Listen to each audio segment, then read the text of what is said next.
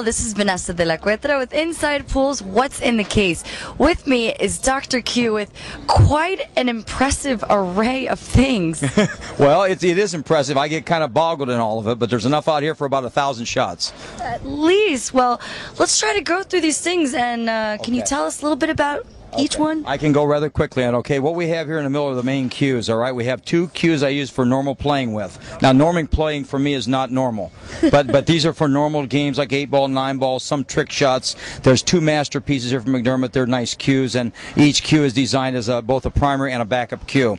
We have a couple cues here that are used in a railroad shot, like in the train shot, where you're doing special shots with short cue sticks, where the ball goes up around and you blow the whistle when it comes around the curve. We have a Massey cue, the special cue made for me, which has a 9-ounce weight pin in the back of it with a special rubberized grip to it, so I can make massages, where you elevate your cue, and the ones where people usually go through the table, and I try to keep it out of the table.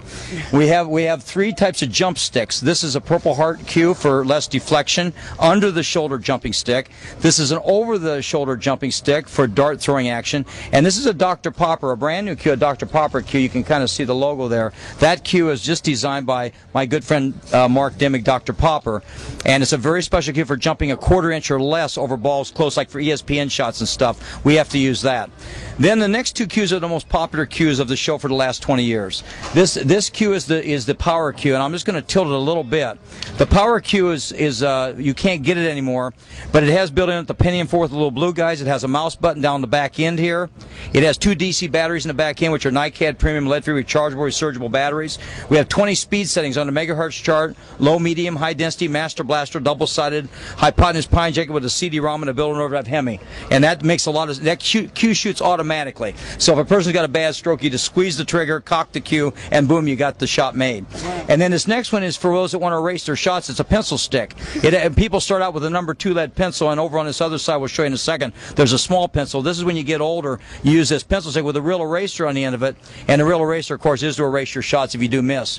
And this little mini cue is we use for New Zealand pool balls. We have another thing on the other side of the table we'll show you in a second, which deals with the little bitty shots. And then the big long one is the stealth cue, the Mamba cue. It's special weight, and it's big, and I refer to it as using for Texas shots, the big Texas pool balls. So that's a very special cue.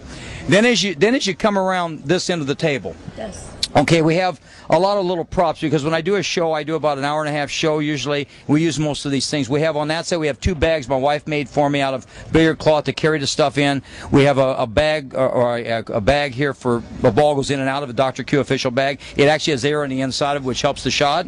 If it doesn't have air, we just take it up and we flip it, and it has air inside of it. And this is the little pencil we use from the big Q. We go up to the bigger one later. So there's a number 2 lead pencil. We have things for joint protectors. This is our whistle for the railroad shot. You got to have one of those. Absolutely. So when you blow the whistle, you got your shots. This is to maintain the tip. We have an eraser. Realize a razor blade eraser. We have a scuffer. We have a shaper. We have a porcupine tip tapper, or not a porcupine tip, but a tip tapper, and we have also a Lubutera scuffer. And then the M&M's things here, it's not a paid thing by M&M, but what this is for teaching banks. It teaches bank shots. So a person can learn M&M systems, and I've, of course, been teaching for 30-some years. This is a mathematical system. These coin wrappers are for props in the air, different special things. Robert Burns made these pretty official years ago. We have a bridge head if we need that. This little case is for the 2 little mini balls over here in the corner.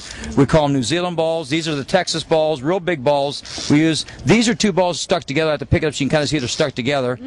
So if you're on a rail top like this, it would actually sit up on top of the rail. And you can actually make 2 balls together that way. And then over here you have the 8-ball. We have also a regular cue ball, which is a golf ball, small white, but this happens to be an 8-ball this way. We have, these are aim trainer devices for learning how to aim when we teach. Bowling pin, bowling and beers used to be together years ago. And this is really the most important. When my wife Marty missed cue, she says she winds me up and I spin like a top. This is Dr. Q spinning, when you spin the cue ball. And it's on top of a balance ball, which we use for our trick shots. Because now we're going 3-dimensional and pull up in the air. Right. So anyway, this is just a hodgepodge of things. And of course, you've seen the ESPN Trick Shot Magic 7-rail shot, or 9-rail shot to the dollar bill. This is 3 sizes. If you start with this one, if it doesn't big enough, you go to, and then you make it real big, and then you can always land on the bill when you get done. So anyway, this is kind of a neat group of items, and of course it all goes in this case along with another big case I have, which you've seen before. But it's just been a joy to have this stuff, and every time somebody gives me something new, I try to incorporate it in a show. Did I say that fast enough?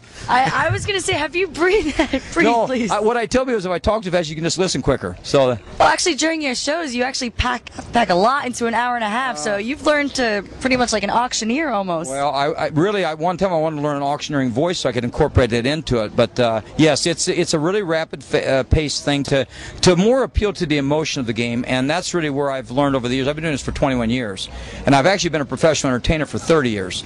So I came back into the billiard industry to bring what's in the case into the home of the pool player and to the billiard world. And it's actually taken off as what's called table trottering. Like globe trotting in basketball, this is called table trottering. So it's a new experience. So any new tricks up the sleeve? Any new props that might be introduced? Well, I've always got new ones. I have a gigantic aramith ball you've seen maybe on ESPN. It's like a big one, and that's like the red dot 3 dot, or I have it.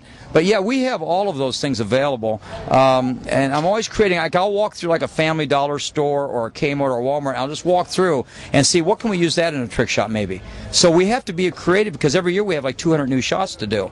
We have to create these shots, so it's just like being an artist. We're artists in our profession.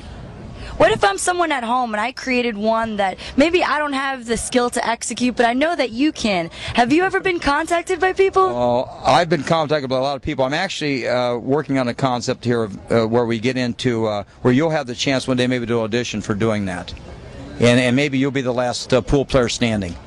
So that would be kind of a neat idea, and something that, you know, when you've got that shot and you want to give it to me, maybe you could show it to people and you could become the champion in the game.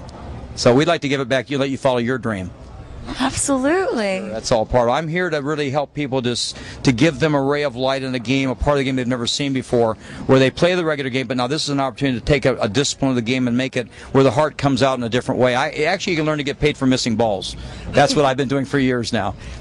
Well, congratulations on this innovation and this new style and new ideas that you're bringing. Well, it is a new style, and it has to do with really the principle of racking up a victory in your game and life. Without that, you know, you have to find a joy, and sometimes it's hard to find it. I used to be real serious, and now I took a fun side, and people's hearts are turning, and mine has definitely turned, and I appreciate this opportunity with you.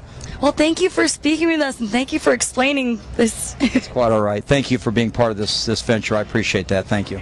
Great. This is Vanessa de la Cuetra with Dr. Q for Inside Pool Mag's What's in the Case. Check out more great videos at InsidePoolMag.com.